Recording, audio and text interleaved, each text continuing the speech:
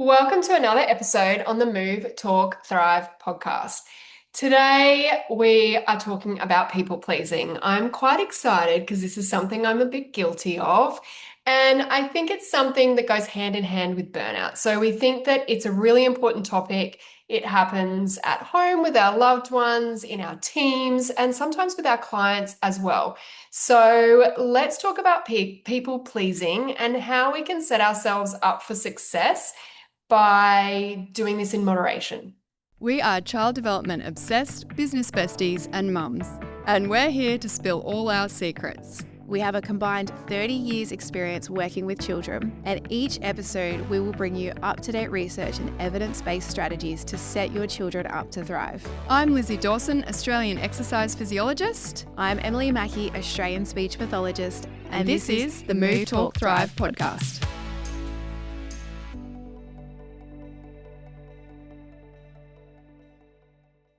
Hey, Em, I need your help on this one. I think I do too. We'll have to Oh, speak from experience of what we've yeah. sort of done with each other. I I think think it's so for many me, people struggle with this. it's because you want to be nice, right? And you want to be kind. And I feel like it's different levels when you're, with your family or with your friends, and then when you're having to be the business owner or the Mm, leader. It's really difficult because, I remember for myself when I started business, I found that that was completely different to, um, I guess people pleasing, for want of a better word, like, doing that with family and friends. I then tried to do that in the workplace, and that just didn't work because I just didn't know how to manage this or navigate this tendency. mm, So mm. different How do roles, I you think. think you know if you're people pleasing? Because I I think a lot of think people do it with like no awareness and like just a do big it. one for me is resentment. Yeah. And that leads to a feeling of burnout. Yeah. So I will feel like angry Yeah. sometimes, or I'll feel hard done by, or I'll be like, this isn't fair. I have a strong sense of justice, like black and white justice. So Mm, I'll be like, this is an injustice to me, and that I'll feel resentment and burnout. And mm, that's not good. That's not a good feeling to have. And I have learned over the years to use that as a guide. So mm, I think, if you're working on people pleasing, you don't ever just go, yep, I'm like better at that. mm. I don't do that. You do get better at it. But every situation is different, and every role you have is different, and every person you talk to, like when you're communicating with them, is different. Well, every So if I relationship notice is that different, feeling, right? yeah, relationship, right? So if I Yeah. notice that feeling of resentment, it's sort of now a guide for me to go, oh, hang on, step back. What Mm, did you do? What happened? yeah. I think for me, definitely resentment, but also if I feel like I'm holding myself back from asking someone what I need. So Mm, it could be like if Pete's going to be home on the weekend so I can go out, or it might be, I don't know, getting someone to pick up the kids, or it might be asking mm, someone at work to do something, take an extra client, do a presentation, or, something along those lines. Or even, with my PA and nanny, just getting them to do a few extra things. Like if I feel myself not feeling comfortable to mm, ask them, I'm like, oh, I can feel myself dipping into this people pleasing because I'm not asking what I need right now. And that's really hard, particularly when you feel like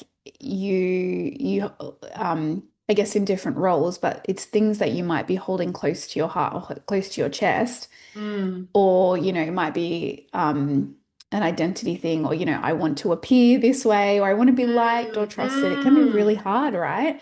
And Yeah. often that you sometimes think, oh, I've got it in this situation, but then no, I'm not doing it in this situation or with this person, or a different context, right? But we also Mm. don't want to, sometimes it's really hard to conflict. Even though we've talked so much about conflict on this podcast, it is definitely tricky, like outside of work sometimes, but also Mm. it still is something that you have to work on, and sometimes it's hard as well at work, I feel like that's particularly. something I need to do. Like I need to introduce that. Like if we go back to that conflict episode and you were talking about like scheduled conflict. Was that what it Yeah, was? we Like, did. what was it again? Like I feel like that might be a real because you know what? I think quite a lot of the time everyone's people pleasing in a workplace because it's like, oh, I don't want to be the one that, speaks up about We don't this. want to disappoint other people. Yeah. And so We don't want to everyone's not people meet pleasing, expectations. everyone's Hmm. burning themselves out, everyone's resenting each other. It can become really toxic and Mm. you might not be perceiving someone else as being people pleasing. Like I think that I am a people pleaser, but other people might not perceive that of me because they'll think, oh, but she asks people to do things all the time. But do you know what I mean? Mm. Like I feel like I don't know, that's just like Yeah. a feeling I've got that people might not perceive me as being a people pleaser, but I know I am because I'm not asking for what I need and yeah, like I I think it get looks burnt different for out. everyone. Yeah. Yeah, it looks different for everyone, right? Like some people, like I would probably say I'm more direct, but that doesn't Mm. mean I don't struggle asking Yeah. people for things. Yeah. And also, I guess, as allied health professionals, like we say, the reason why we got into our professions is because we have a lot of empathy and we have a Mm. lot of compassion for people and we are driven by people. So it can be a lot harder because if you have lots of empathy and you take lots of responsibility, that's a combo for burnout with no boundaries. Totally. And so people pleasing really is just a lack of boundaries, isn't it? Yeah, in some regards, I think, obviously, yeah, actually, yeah, probably is. Lack of Like if boundaries, I, if you're not having conflict, if you're not looking at yourself. Yeah. yeah. Because if I think about times where I feel like I have struggled with it in a clinical setting, like with Mm. clients, it might have been that a client couldn't make the session and they wanted me to go another day or stay later or start earlier, fit around them. And I feel like I did a lot of that. There was quite a lot of like, being invited to social things with them or, helping them at home. I was working with older pops at this point. Um, you know, checking in on them for loved ones or, really going above and beyond my call of duty. And really, when I reflect back on that time, one, got burnt out all the time, but also I just didn't have boundaries. Mm. It's really hard when you're starting something as well. I think Mhm. like I was exactly the same. I'd say yes to any request with the goal of like I've just started the business. I need to get this going. I need momentum. And I don't think that really helped. You Mm. sort of feel guilty for enforcing a policy, say a cancellation policy, like you're saying, or saying to, Mm. you might say to clients, oh, I need a week to do a report. And then they say, hey, I need the report tomorrow. And you say, sure. So you're trying to go Mm. above and beyond or over deliver in every session. I would try to give extra notes or extra resources. But yeah, it leads to burnout. And that's sort of not setting clear boundaries, right? And we're Mm. just not suffering, but we are then just getting very blurred in what is people pleasing, what is then your like versus what is actually your role and what are Yeah. you doing to be effective? Because if you're like feeling burnt out, you're not going to be giving a th effective therapy if you're Yeah. just emotionally void. It's a hard And one, isn't it? Because yeah, it it's doesn't teach good habits. yeah, and but I think on the other hand, there's, being a team player and Mm. yeah, I think that yeah, there's two kind of different Mm. levels of it, I think. And I think where it is crossing boundaries of balance and your time and your values and it does cause resentment, then I think um that's when you need to reflect on it. Mm. And I feel like that too because I look back and I think, well, if I didn't do those things, would the business have taken off? Would Yeah. Speak About have taken off like it did? And I look back and think, did I feel resentment at the time? I don't know. I definitely felt burnt out, but I don't know if I resented that because I was building something and I had a Yeah. vision. Yeah. Well, and So I yeah, you think were you're kind right. of fueled by that vision. The goal, yeah. Yeah. But I I still think don't it's think it means it's good, but yeah. no, because I mean, I have been burnt out so many times. I've just currently been sick for like what, 5 weeks. Mm, And I think, sometimes you really need to step back and go, wait a second, why am I, nothing is actually worth your health? Like what's going on mm. here? What's the driver? Why am I why am I doing this? How can I do this in a more sustainable way? How can we do this as a team? Because to be honest, you don't have to do it all yourself. And, it No. might be that a client can't come and see you, but they can come and see someone else. Or, I just think that it doesn't always yeah, it doesn't always have to be you. You don't have to compromise yourself to, yeah, you don't have to sacrifice yourself always. Yeah, I agree. And a good question that I've been asking myself is I will say, am I doing this because it's best for say the situation, or it's because I'm afraid of disappointing them. And so Mm. I have a principle. I don't want to be making decisions out of fear or because I'm scared or because of a lack mentality. So I'm like, if I'm afraid of disappointing them, then that is, and I'm saying yes, then that is not the right answer. So I need to check my motive and do it and saying, I want to be doing this because it's the best thing for the client in their circumstances.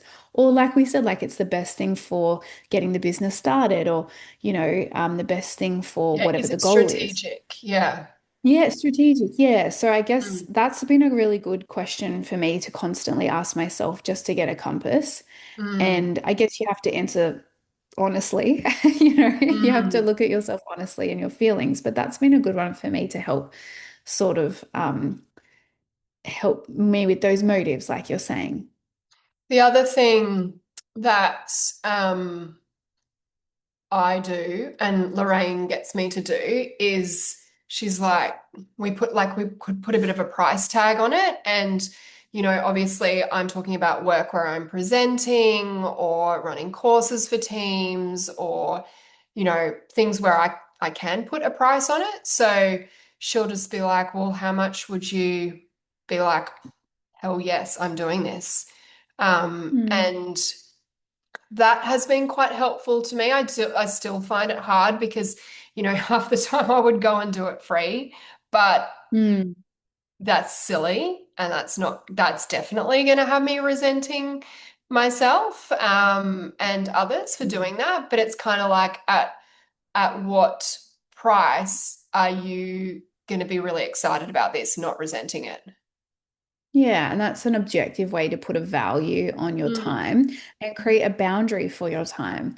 And I do think that once you do put a boundary in, so whether that's with clients, or say in our positions, employees, people do, like, we're so afraid of disappointing people, but people, in my experience, if you do it kindly, like you're not going to do it unkindly, but if you do it well, then they actually go, okay, no worries.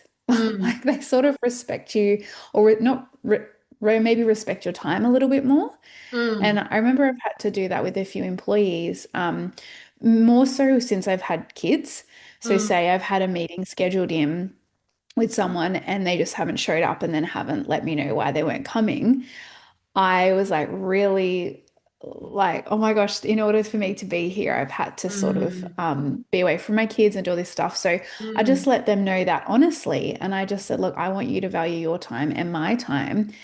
Can you just like communicate with me or let me know and be organized with your diary? And then I found that that actually just helped us have a much better working relationship moving forward than if I just sat in my resentment and just didn't put the mm. boundary in. So we're always scared of what people will say. But I mean, obviously, if you let your, communication be fueled by frustration and anger, then they're probably not going to respond to that. But if you're, just communicating well, generally most people respond okay to it.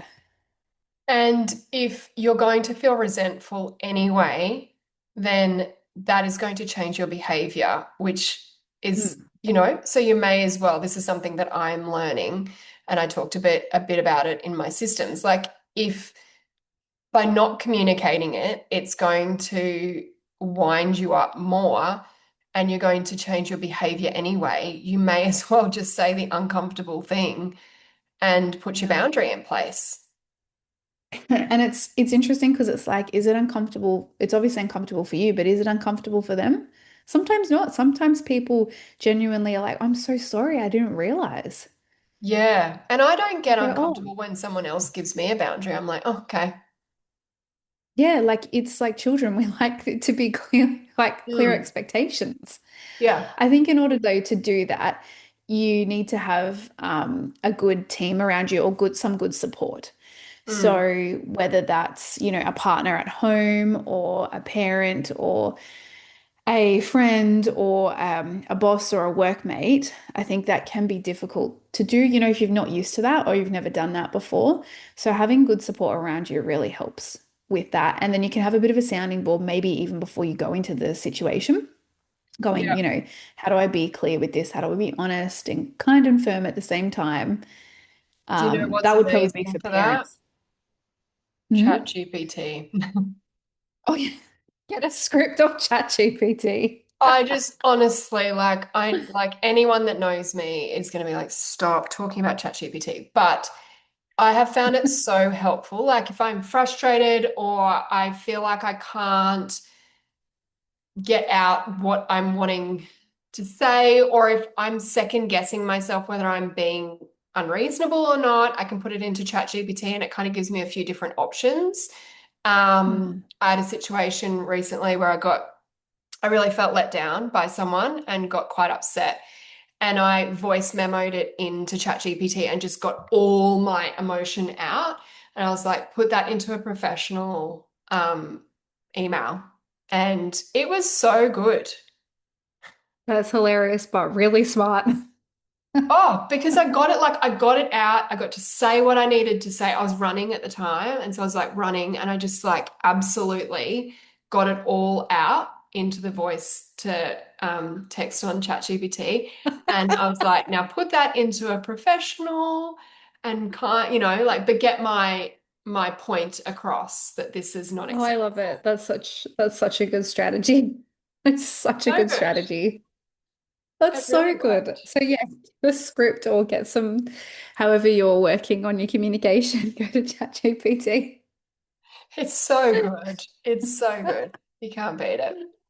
And they will give you scripts, you're right. Because they can give you a script, ChatGPT can give you a script for anything, right? Yeah, and it can give you different approaches. It's like, do you want it to be short and concise, or do you want it to be soft and emotional? Like it gives you options. And then that might be how you give yourself therapy Yeah, in these times, right? totally. Totally. It is very good. Oh. I feel like Very that good. would really help for parent conversations because that's where I found it Mm, really difficult. If a parent would come in, particularly on a cancellation mm. policy, like say they'd cancel multiple times, or say they kept moving their session all over the place and it was just becoming really inconsistent. I think that was where I was sort of finding it difficult to be firm with parents, Yep. but kind. So Yeah. ChatGPT could definitely help you with that. Yep. But but once you have like a bit of a framework, which is like a framework for me would be like saying I completely understand or I completely hear you or I get it, but we need to whatever for this reason X, Y, and Z. That's sort of my script. But you could definitely chat GPT. I'm sure it's way better. Yeah. I'm telling you, it's amazing. And the other perspective to think about, which I think is really, really valid, is being on the other side of people pleasing. Like when you know that someone is just agreeing to do something or won't speak up, and is, like maybe a bit timid to say what they're actually thinking, and they're like, yeah, sure. And then, because I mean, most people who have employed people will have someone like that. And then all of a sudden they're like, oh, you know what? It's too much. I can't work here anymore. Or, they're burnt out and they're like, oh, it's just too much. And you don't get the warning signs. Like, I think when you flip Mm, that perspective and go, you'd much prefer someone to put the boundaries in for themselves so that they don't overcommit and so that they don't resent you. You don't want someone resenting you. You want someone to be honest mm. with you. So I think when you think about it from that perspective, it is quite helpful as well. Absolutely. I completely agree. Um, Yes, I completely agree. And that is like a form of empathy, right? Like putting yourself in the other person's shoes and going, how would they respond? And, sometimes if someone is momentarily disappointed, I think that's okay as well. If you Mm. know that you've put a clear boundary in place that is better for them and yourself long term, it may feel a little bit uncomfortable, and that's where we have to conflict. They may be a bit disappointed or not understand, but that's all just growing you as a clinician, right? It's going to Mm. grow your communication skills, it's going to grow your role, like whether you're in a leadership, if you're in a leader or a boss, it's going to grow your resilience. So that's what Yeah. we're all about in this podcast, aren't we? Like growth is often very uncomfortable, or having conversations that are new to you to put in a boundary may be uncomfortable, but the best thing you could do, right? Can't pour from an empty cup. Yeah. Yeah. Yeah. I think that that is so true. Like the discomfort, and it is getting used to the discomfort and discomfort in different ways. It's something I'm exploring at Mm, the moment because I feel like I can push myself so mm, hard, and that discomfort is almost like I'm seeking that discomfort almost. I'm very good at it. I can push, I can push, I can push. What I really suck at is just sitting and doing nothing in discomfort and being uncomfortable and going, this might happen. I'm just going to sit and let it happen, or this might disappoint them, and I'm just going to sit with the silence after I've said it.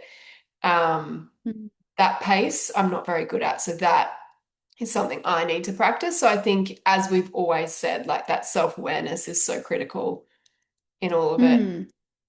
Yeah, and you know that there's a bigger goal, right? Like you've got a bigger purpose. So you're sort of like sitting, even though you're sitting in that discomfort, the way that you can look at it is I'm sitting, I'm feeling very uncomfortable right now, but this is what it takes to achieve a big goal, or this is what it takes to be sitting in my purpose, or be sitting in my values, or be sitting in uh saying no to burnout, you know? Mm, So, and then that's what you'll be. So, in that time, that's what you'll be reminding yourself. And that mental talk will be what you're saying, not mentally going, am I afraid? What have I done?